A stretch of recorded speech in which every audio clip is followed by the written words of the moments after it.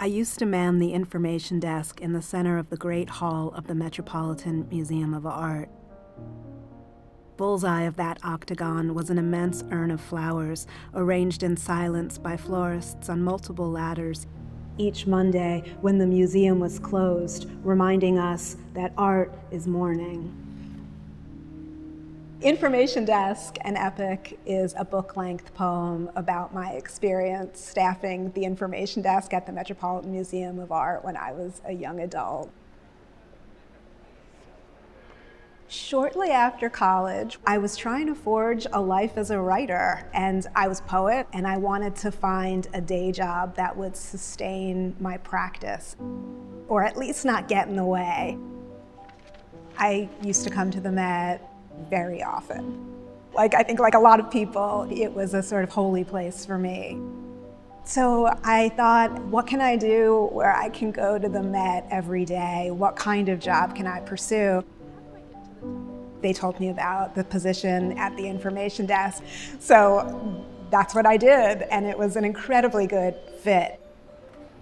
The information desk is the central hub in the middle of the Great Hall, and it is the first interaction when somebody comes into the museum asking for something. The easiest way is it was really at the crossroads of art historian, which I was not, representative of the city of New York, which I was not, interlocutor of the Western world, which I was not, and customer service rep, right, which I think I was. And so the day begins. A guard unlocks a row of doors, crowds enter, and I am information, not so much behind as within the desk, a property of the fact of the collection, and catechism commences. Where's the bathroom? Where's the bathroom? Can you direct me to the men's room, to the Elgin marbles? Is there a bag check? Who's your daddy? Are those your real breasts? Why is there an entry fee? What is a suggestion? Am I not a taxpayer? Where's the bathroom? A payer of state and city taxes? Am I not a slayer of men, same as Napoleon, who stole the needle erected just behind us called Cleopatra's, a misnomer and obtained diplomatically in the city's public grass? One just like it sits in the path Marie Antoinette was led down to be beheaded. Wayfaring is what we call moving visitors through the building. It turned out that working at the Met sort of defined me as a poet. I learned everything I know about syntax by telling people how to get from point A to point B, C, D, E, and F. Something about the time travel of telling somebody, you're gonna go through ancient Egypt and you're gonna find yourself at a temple, and then you're gonna turn into the American wing, and then you'll make your way back to the medieval court. I realized I could just keep going, and it was sort of pinging through all of this major art, and that this could make its way into the form of a poem.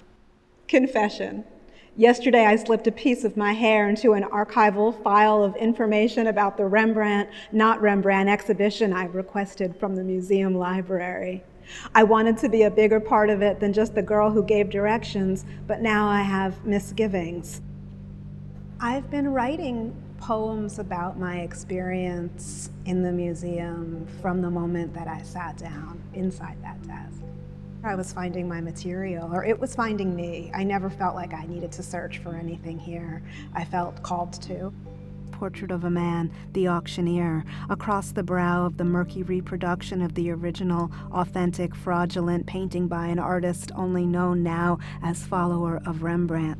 Some curator's assistant's assistant identified the internal department of origin by scrawling European paintings on the only place bright enough to use a ballpoint pen in all that shadow.